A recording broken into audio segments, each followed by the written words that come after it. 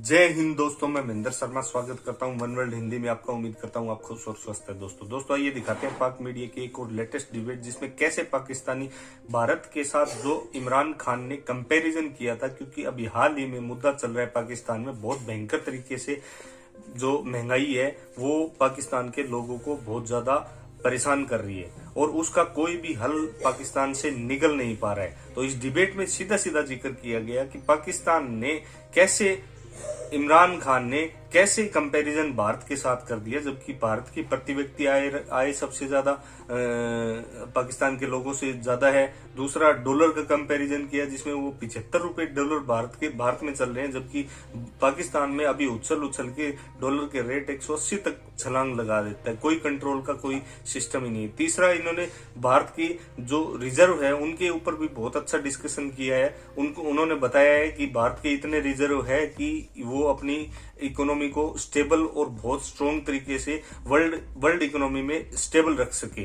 तो दोस्तों देखिए डिबेट, कैसे ये पाकिस्तानी सुन्न हो गए भारत की रिजर्व देख के, फॉरेन रिजर्व देख के। देखिए डिबेट और कमेंट में अपनी प्रतिक्रिया जरूर दे। लास्ट में आपसे रिक्वेस्ट करूंगा, चैनल पे नए है तो चैनल को सबसे पहले सब्सक्राइब कीजिए, लाइक शेयर कमेंट जरूर कीजिए। दोस्तों जय हिंद, वंदे मातरम, भारत माता की जय। दोस्तों ट्विटर पे जरा देखें, जरा आप फेसबुक पे देखें, यहाँ पे सबसे बड़े वो जो हामी हैं वो क्या कर रहे हैं।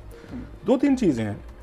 एक तो इंडिया का बहुत बड़ा कसूर है कि उन्होंने डॉलर को 75 रुपए पे क्यों रखा हुआ है। एक तो इंडिया को, मेरा ख्याल ये भी हमारे खिलाफ साजिश की हुई है इंडिया ने, कि आज उन्होंने कैलकुलेशन की हुई थी, वो बड़ी इंटरेस्टिंग थी कि वो 250 मेरा ख्याल बता रहे थे कि वहाँ लीटर है, वो 250 लीटर की इन्होंने कैसे कैलकुलेशन की, वो बड़ी मजे की है कि अगर इंडिया का डॉलर 175 रुपए पे हो तो उनके यहाँ पेट्रोल की कीमत ये बनती है। ये हमारे इकोनॉमिस्ट ने ये आज इमरान खान साहब को समझाया है कि ये भी भारत का कसूर है, हमारे खिलाफ कुछ साजिश की है इंडियंस ने, मोदी साहब एंड कंपनी ने। उनके इकोनॉमिस्ट जो है उन्होंने अपने डॉलर को 72 74 या वटेवर जो है ना ऊपर नहीं जाने थे। हम देखें हम कितने जनरस हैं, हम 175 180 हम वहाँ पर ले गए इसलिए। और भाई साहब, अगर इंडियंस ने इसको रोका हुआ है अपने उसका, आज इंडियन का डॉलर चला जाए 175 रुपये, तो आप उनका हशर देखें, वो तो मेरे ख्याल 600 बिलियन डॉलर से ज्यादा के तो उनको रिजर्व्स हैं सारे के सारे।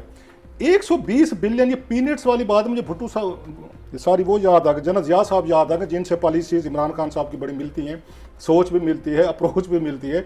जनरल जिया साहब याद आ गए, जो उन्होंने जिमी कार्टर को मेरा ख्याल कहा था, जब उन्होंने कोई इनको आके मेरा ख्याल 800 मिलियन डॉलर की ऑफर की थी अफगान जिहाद के लिए, वट एवर जो भी था, तो उन्होंने कहा जनाब ये तो पीनट्स है, क्योंकि कार्टर साहब थे वहाँ पे उसके जॉर्जिया स्टेट जो है ना, वहाँ 500 मिलियन दे रहे थे, जितने दे रहे थे जॉर्जिया स्टेट में, शायद पीनट्स जो है ना उनका बिजनेस था जिमी कार्टर साहब का, तो उन्होंने कहा जनाब ये तो पीनट्स है, मूंगफली के बराबर है।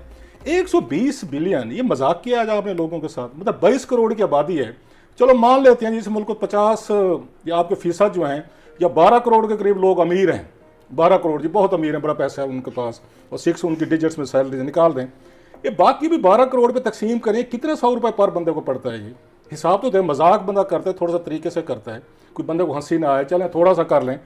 इनसे पूछने वाली बात है, इन्होंने जो इस बिजनेसमैनों को दिया था रिलीफ पहला, वो 1200 बिलियन रुपीज़ का दिया था। दुनिया भर में बिजनेसमैन जो है, इंडिया में देखें बहुत सारे बिग बिजनेसमैन थे, वो कंट्रीब्यूट कर रहे थे लोगों के लिए कि जनाब आम आदमी बेचारा मुश्किल में पड़ गया, हमने इनके प्रॉफिट इनसे लिए, इन्हीं से हमने कमाया है, आज उनके पास पैसा नहीं है। तो बड़े बड़े बिजनेसमैन थे, उन्होंने कंट्रीब्यूट किया दुनिया भर में कि ये ले लें। इन्होंने क्या किया, 1200 बिलियन रुपीज़ इन्होंने उनको दिए, 1200 अरब दिया उनको, ये चंद बिजनेसमैन थे, उनको पैकेज ले दिया। मैं हफीज़ पाशा साहब को सुन रहा था, 1500 बिलियन रुपीज़ की इकोनॉमिक या उसकी इन्होंने टैक्स की छूट दी है, बड़े बड़े इसको लोगों को दी है। 1500 अरब की, ज़रा सुनते हैं। GADC जिसकी बात हम करते थे, उसका पता ही नहीं है कि किधर गया 200-300 रुपया आना था।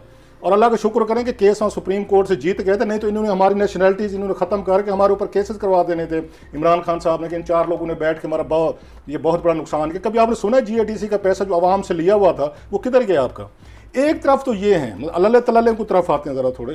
आपको याद होगा इन्होंने भैंसें बेची थी जनाब वज़ीर आज़म हाउस की, जनाब बेचती हूँ, जिसके बाद बड़ा मशहूर ज़माना आया था कि जनाब भैंसें बेच के मुशायरा हुआ, ऐवान सदर में मुशायरा करवाया गया था, एक साइड में भैंसें बिक रही थी। ये बुजदार साहब की अभी खबरें हुई हैं, मैं उनके देखा, अनवर सुमरा साहब बड़े अच्छे रिपोर्टर लाहौर के, उनकी स्टोरी थी 38 के करीब वहाँ पे करोड़ों रुपए की गाड़ियाँ नई ली जा रही हैं, उनके लिए बुलेट प्रूफ ली जा रही हैं, उनके लिए बम प्रूफ लिए जा रहे हैं, जहाज़ की प्रपोजल आई हुई है। आपको तो क्योंकि पेट्रोल देना ही पड़ता, कोई इमरान खान साहब अपनी जेब से खरीदते हैं, इनको फ्री है, इनके वजीरों को 60 को फ्री है, आपके सेक्रेटरीज जो है यहाँ पे बहुत सारे फेडरल सेक्रेटरी ब्यूरोक्रेसी जो इसमें हिस्सा बैठी, जो मॉनिटरेशन पॉलिसी, फ्यूल अलाउंस बढ़ जाता है, फ्यूल अलाउंस बढ़ जाते हैं, वो गाड़ियां भी रखी हुई है, फ्यूल भी ले रहे हैं, आपको तो कुछ नहीं जाता। आप इनसे पूछे किसी वजीर से कि आपने कभी जाके अपनी जेब से पेट्रोल डलवाया है, आपने बिल्स ये नहीं दे रहे, वो तो सारी स्टेट दे रही है। एक तरफ आप बैठ के 120 ये बिलियन की क्या औकात है, अभी आप उसका पेट्रोल बढ़ाने वाले हैं।